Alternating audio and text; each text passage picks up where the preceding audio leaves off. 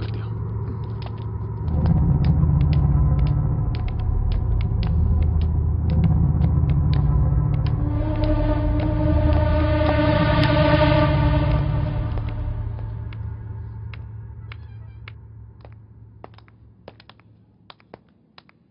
Durga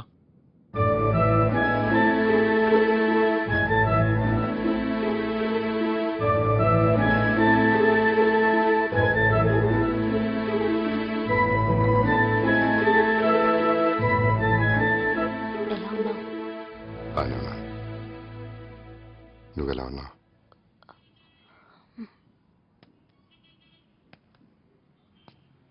coffee?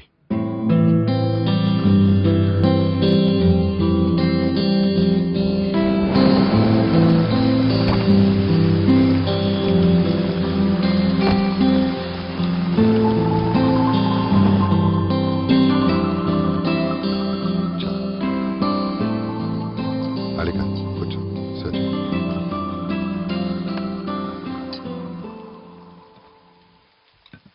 Rice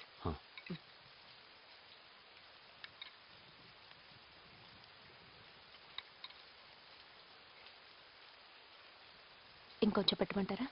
okay. వాడి పేరు అజీజ్.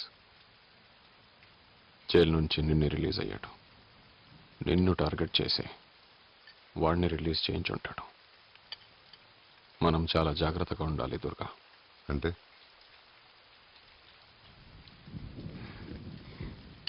సాంబార్ కేశవ్ భోంచేద్దురా.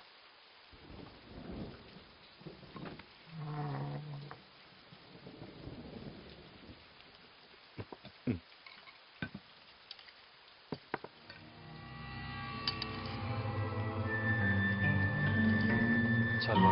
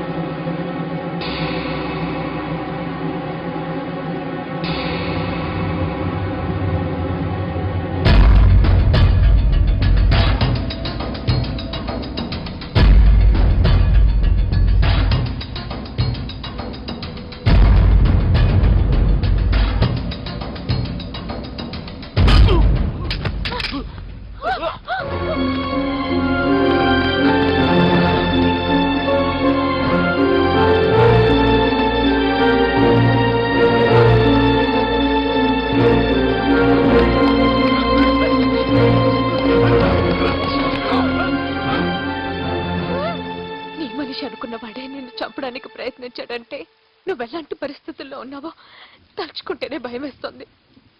వెళ్ళిపోదాం, ఎక్కడికన్నా దూరంగా వెళ్ళిపోదాం రామ్. చావుకు నా భయం చాలా భయంకరమైంది. పారిపోవటం మొదలు పెడితే చచ్చే వరకు వెంటాడుతూనే ఉంటుంది.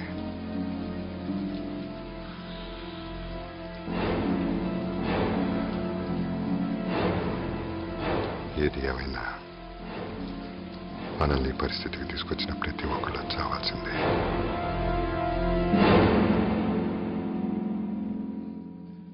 ఎవరిని నమ్మలేకపోతున్నాం దుర్గా. అందరిని అనుమానించాల్సి వస్తుంది. అలీఖాన్, కేశవ్ లాంటి వాళ్ళ వల్ల అందరినీ అనుమానిస్తే మన కోసం ప్రాణాలు ఇచ్చే వాళ్ళని అవమానించినట్లే. ఏదేమైనా ఏసీబీ గారు కూర్చోండి.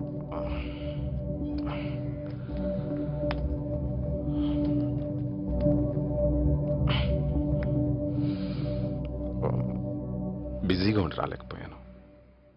ఎలా ఉంది ఇప్పుడు? I'm fine. Wife, coffee. Thank you. దుర్గంటే మాలాంటి వాళ్ళకు కూడా ఎంతో గౌరవం అమ్మా.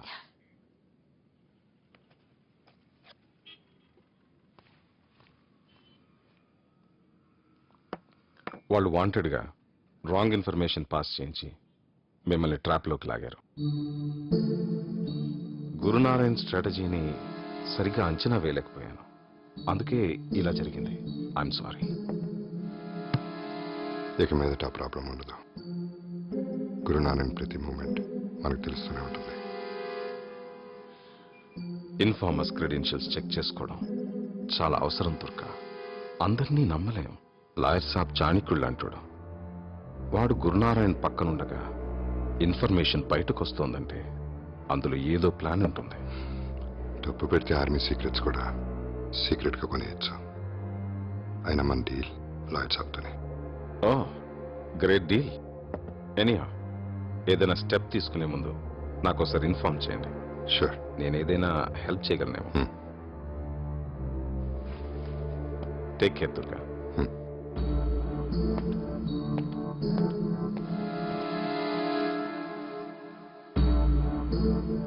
దుర్గా, లాయర్తో డీలా?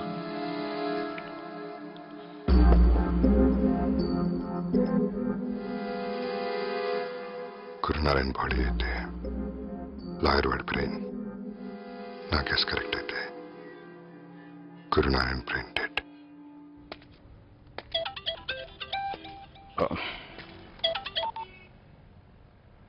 శంకర్ నారాయణ గారు, మీ ఇన్ఫర్మేషన్ అంతా లీక్ చేస్తోంది లాయర్ సాబ్.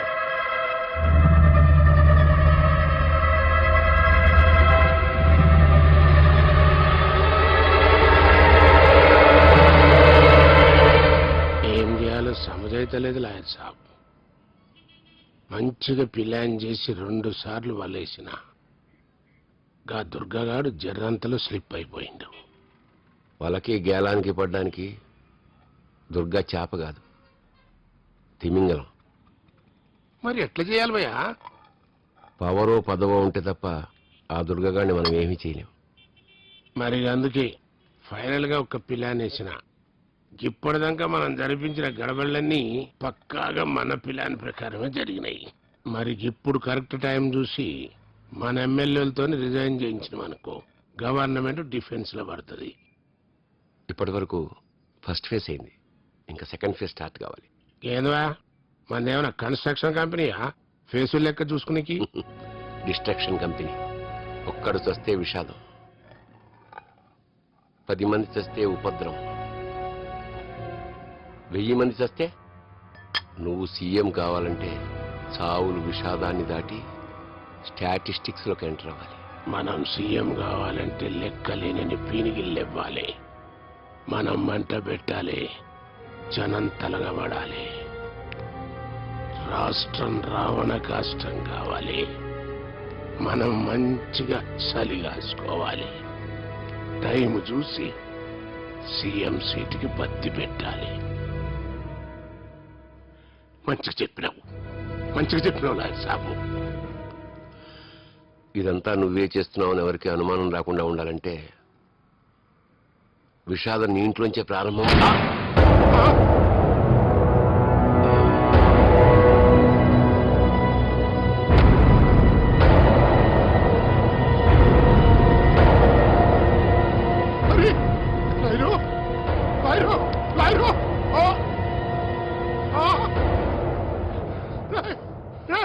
నీకేమైనా పిచ్చెక్కిన హదరా? లాయర్ చంపుతాను చేద్దాం. నీకు ఇంకేం పని లేదా?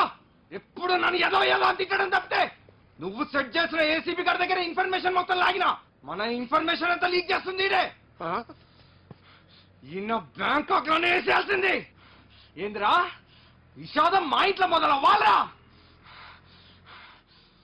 అంటే నువ్వు నేను సావాలా? అన్నా ఏంద్రా ఫోన్. ఈ టైంలో ఫోన్ ఏంద్రా? ఏం గురునారాయణ్, లాయర్ చచ్చిండా? నీ కొడుకే చంపిండా? టెన్షన్ పడుకో, నెక్స్ట్ నీ కొడుకే. నాకు కూడా నీలాగే జిందగీలో 2 కోరికలు మిగిలినాయి. ఒకటి, నీ కొడుకు చస్తే నువ్వు ఏడవాలి.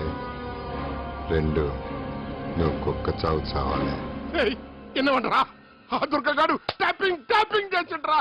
రాయ్ ఇలా తీసుకుపోయాను దాచండ్రా, లేకుంటే ఇన్ని వరకు సంపుకు తింటాడు. పోరా పోరా.